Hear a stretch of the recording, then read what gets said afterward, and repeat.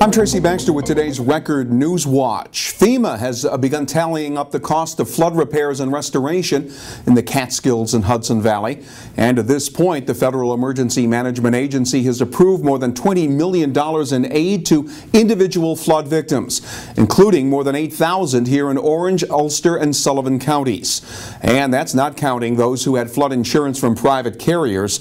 The FEMA aid number may get even higher since the deadline to file flood damage aid claims is October 31st. Reporter Mike Randall will have the complete story, including a look at the number of area homes that have been condemned in tomorrow's Times-Herald Record.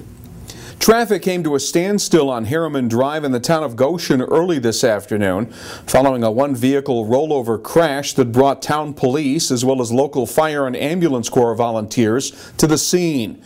Initial reports are that an SUV went out of control and rolled over, ending up on its side after wiping out the guardrail near the former Arden Hill Hospital building.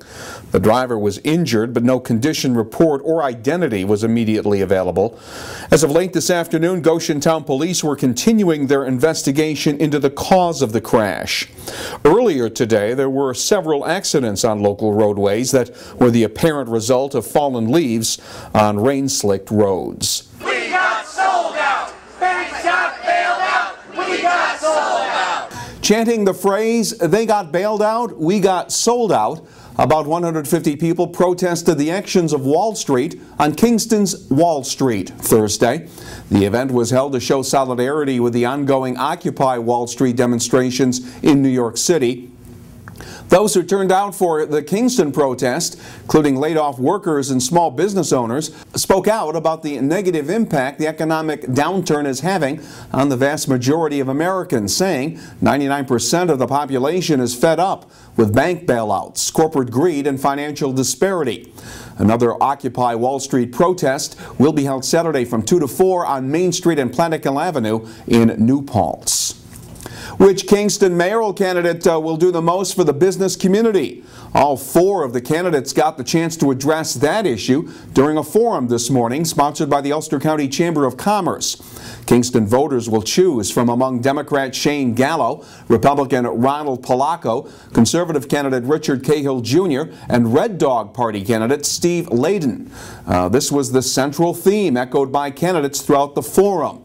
Businesses and jobs won't come to Kingston until the issues of crime and quality of life problems are better addressed. And not make our city safe, and how can we expect people to want to move here, live here, bring their business here? We got to make our city affordable.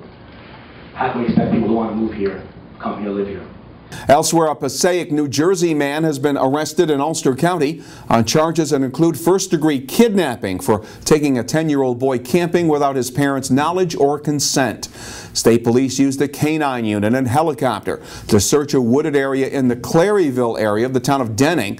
That's where 55-year-old Emil Donneberger was known to have camped in the past, and it is where they discovered Donneberger and the boy who had been camping in a tent since Monday. A minivan that Donneberger had reportedly stolen was found by police at a nearby store in Claryville.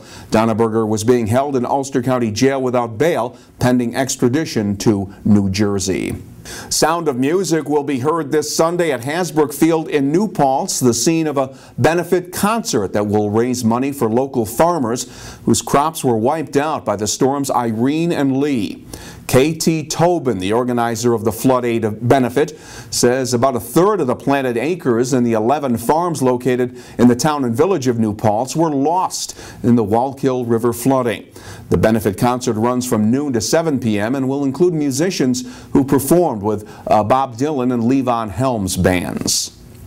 And it was a day for those who crave the latest electronic device.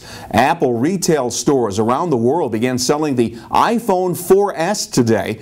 Pre-orders topped the 1 million mark in just 24 hours. Today's product launch kicked off what will be a very busy weekend for Apple, since analysts are predicting about 3 million iPhone 4S handsets will be sold worldwide over the next couple of days. It's the first new iPhone to be marketed in the last 15 months, and its arrival comes just a couple of weeks after the death of Apple co-founder Steve Jobs. The sun should be with us for much of the weekend. Tomorrow's weather will feature a mix of sun and clouds, and it'll be windy Saturday. The high temperatures will be in the low 60s. Sunday will be partly sunny, with temperatures reaching the middle 60s.